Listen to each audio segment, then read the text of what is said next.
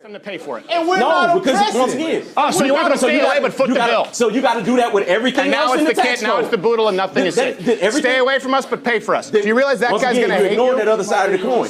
If we're going to do that, if we're going to give you that, then you got to go through everything and you got to give us the same thing. We're not going to pay for certain shit that we don't agree with. Can I ask you something real talk while we're having real talk? Why do young black men fight in packs? Why don't we see a World Star video? Actually, I know personal experience. Young Asians fight in packs more than young black men. No, I'm talking about every time I tune in. I used to be a club bouncer, so I'm talking about video after video of a defenseless person on the ground getting stomped by social media. That's conditioning. That's something somebody propped up that wants you to see that represents black folks. Dishonest, man. I'm trying to hold myself here. These people are so dishonest. Yo, you can literally just go to any place here in the United States when they're the majority. Bro, when I was in New York City, man, that was so common. That was so common.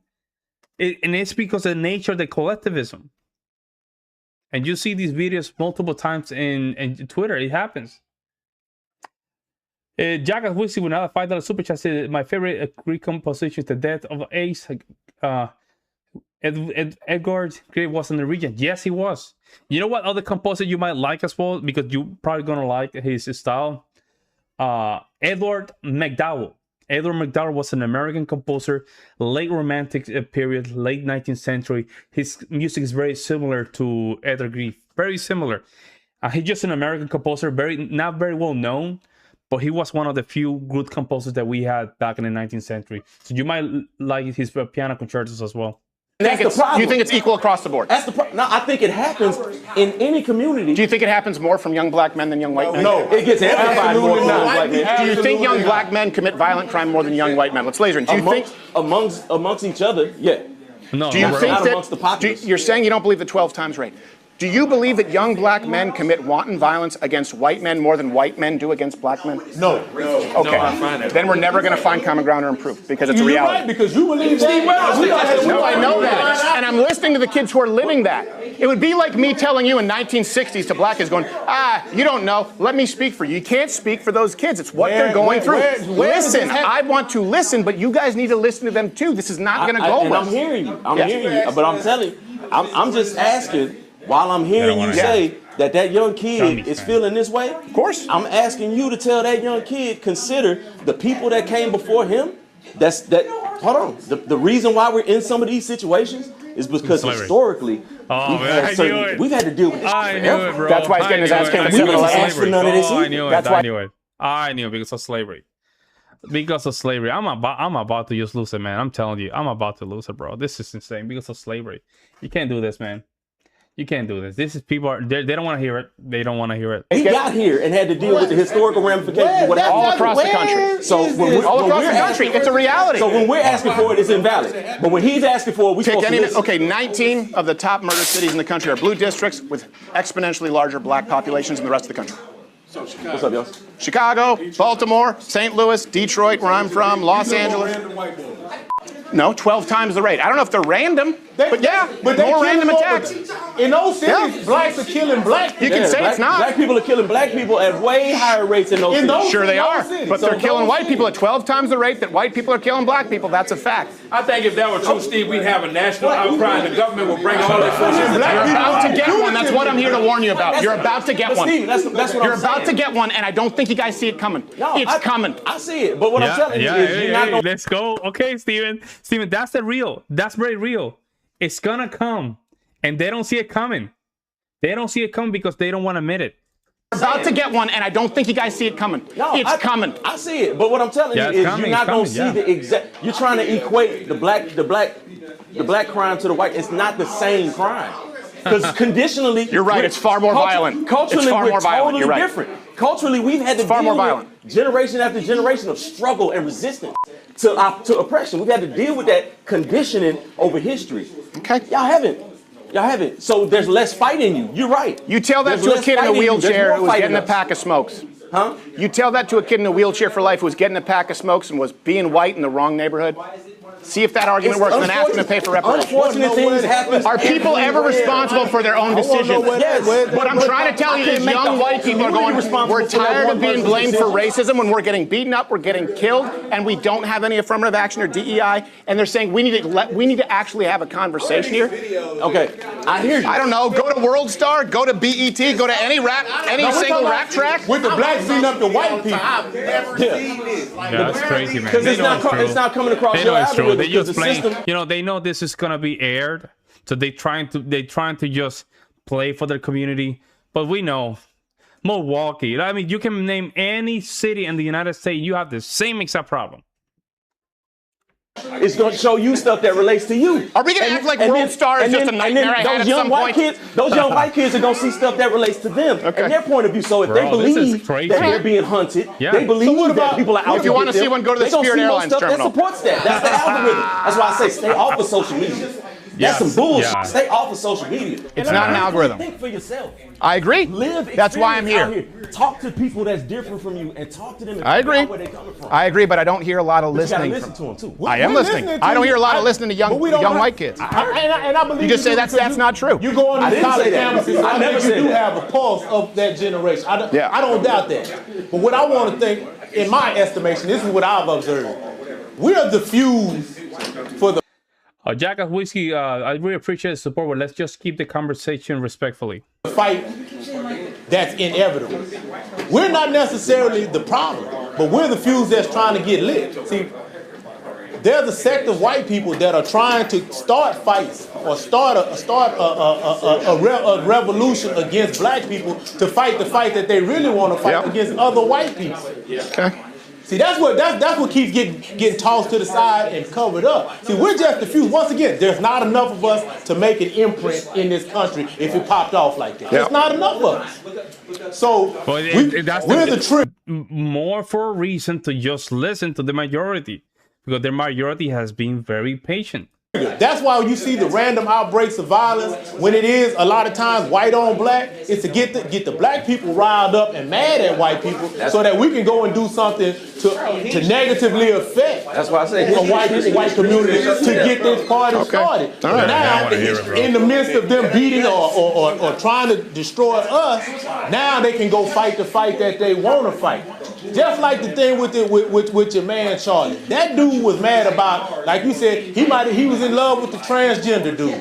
He wasn't necessarily mad at Charlie, but Charlie was saying some things he ain't like. So he took it upon himself to kill this man for saying something that he didn't like. There we go. There we go. This is the problem right here. So he's basically unintentionally, he's agreeing with Tyler Robinson unintentionally, in my opinion. Because he's saying because Charlie was saying certain things, therefore Tyler Robinson did what he did, and it seemed like he's saying that there's a reason why he did it and he's okay with it. We didn't have anything to do with that. I didn't say you did. I know you did. I know you did. I'm not saying you did. But a lot of people have. No, they didn't. And I'm gonna tell you. And People have not blamed Charlie Kirk on the black community. Steve, you refuse to listen to anything. Shit is getting crazy, man. You think white people are blaming Charlie Kirk's death on the? Because I just. On the black community? It was precipitative. What happened was, after that happened, the two young men that went to Tennessee State set up in Charlie's, in his model, his MO, we want to have the debate.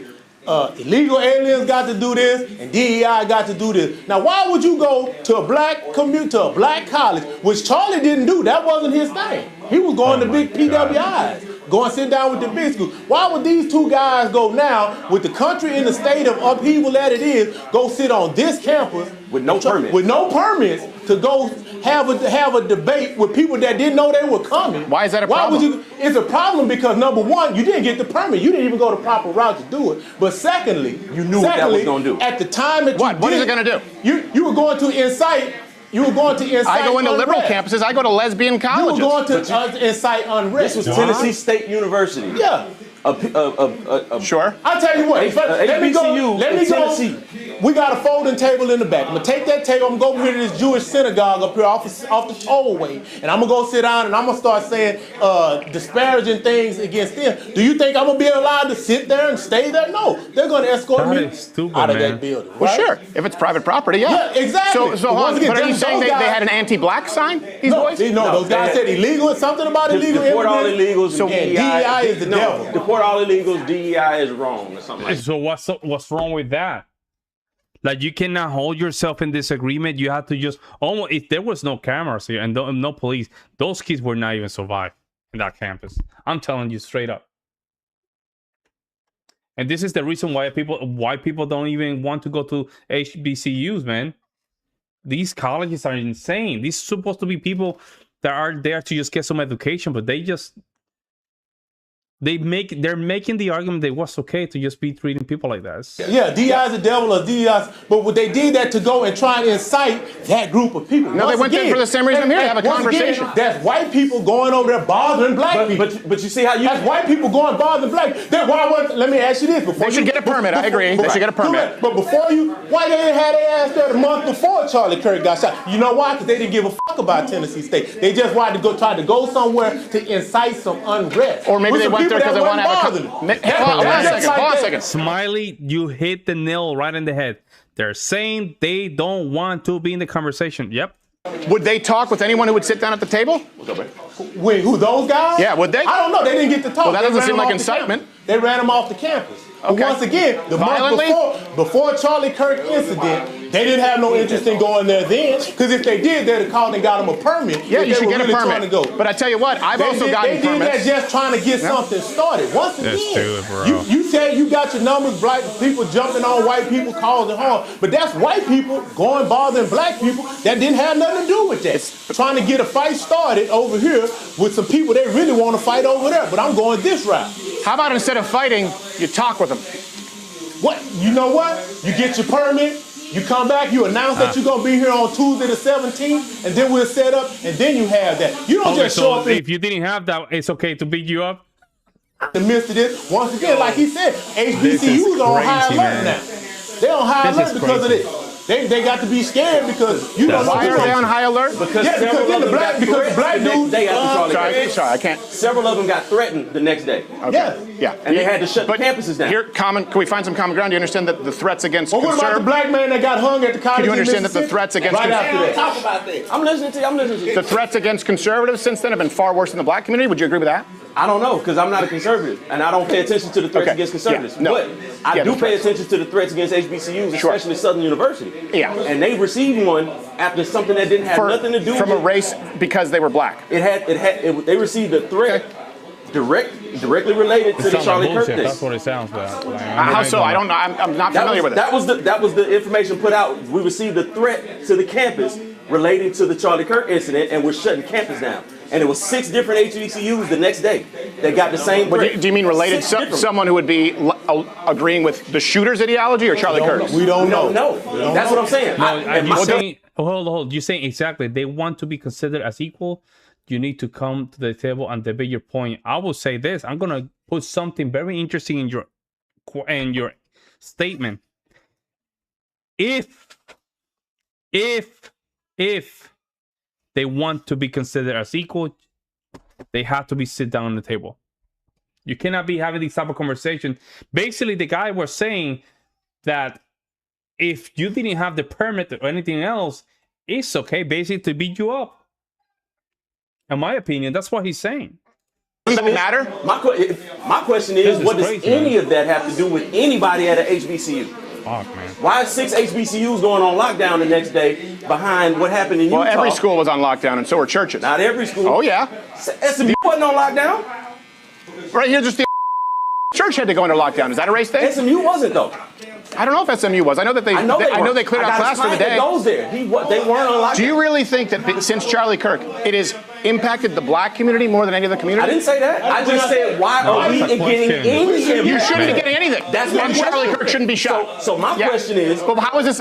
How is this relevant? Well, because once again, that actually happened. It's real stuff that happens, and it creates other tensions that people start talking about. Like, when the young man is found hanging on a campus a couple of days after that, like, there's all kinds of. See, all that did was activate. It's terrible. Activate pockets and cells of unrest. Different things start popping up. I understand that. Yeah. There's a lot, especially in like Tennessee. There's a lot of them backwoods militia boys that's waiting on some shit to pop I off. don't know how. It's not even close. Oh, let me look. This is one thing that kind of I know pretty well. You know, Charlie Kirk was hunted. Charlie Kirk was hunted. I believe There's that. one other man as hunted as him, right? And it's me. I agree with that. And so, yes.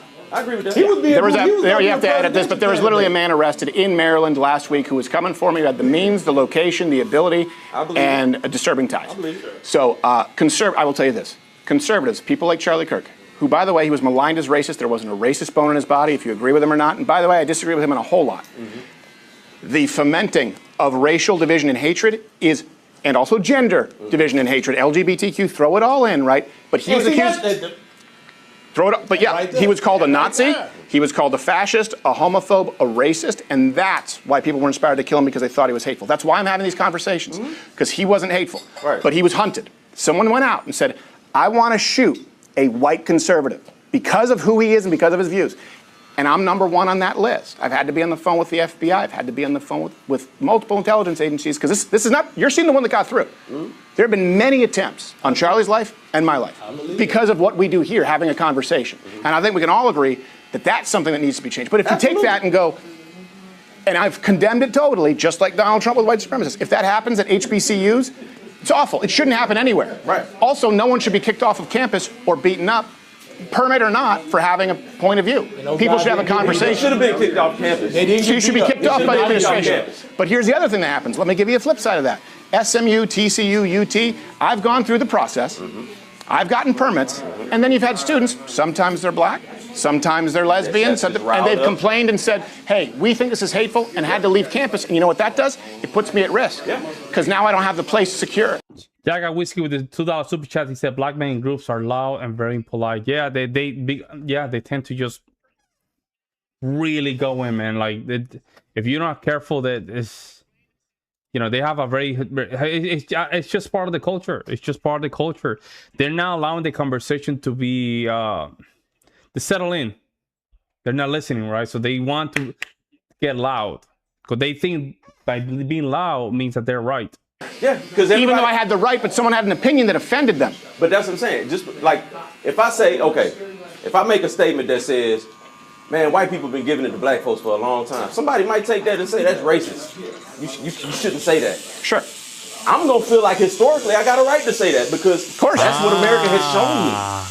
And I'm not saying nothing against any particular white person. I'm saying in general, the white power structure has been giving it to black folks in America for a long time. You can say that. So, and you should never experience violence for it. I agree. But there's certain places in time. Right. But I can say that in certain places in time that will incite violence. Because if I go out and say that in the middle of the cornfield festival, when I'm surrounded by people who don't look like me, and I say that, then I'm gonna subject myself to their scrutiny and their ire. Like they're gonna be like, wait, what you say, boy? And I would anticipate it. I think you might get some racial epithets, and you might get an N-bomb. You might get the N-bomb here or there, but I don't think you get assassinated. I don't think you get assassinated. Get out of here, it's gonna be some trouble. Yeah, I know. We always know about the racist white guy. Yeah, that's projection right there. That's just projection. Wake up call. In my opinion, tell you honestly, unless we can really have an effective discourse when it comes to our differences of opinion, we're gonna have a bad country moving forward. And that's what I'm saying. I just don't think people hear things and they hear it according to their conditioning, what they've been conditioned to believe. So if you hear me say, white people been giving it to black people for a long time, and you've been conditioned to think that. But that's not the argument. As a black man, I'm a certain type of person. Well, you're gonna lean this way, and you're gonna categorize my speech as a certain thing. But if you free thinking and you clear thinking and you can think for yourself and say, well, let me examine what he said before I label him, because that's what everybody quick to do is label somebody. Everybody got to be labeled as something. You got to be a leftist. Yeah, Steven is just shut down. You got to be a conservative or whatever. Like everybody's got a label. Yeah. If you think for yourself and say, you know what he said is actually, it ain't all the way wrong. He might have said it in a fucked up way. That's what that's the thing that, you know, once again, no disrespect to the dead, but that's what I give Charlie. Charlie said a lot of shit in fucked up ways sometimes to certain people. Hardly, bro. Like Wow. if you come from a certain black, like once again, if I'm on the phone with a customer service representative that's a moronic black woman, well, okay, I'm gonna hear that statement and saying, well, I get that you might think just anybody working in customer service may be moronic, but you didn't have to point out. But what did he say that was messed up? A moronic black woman. So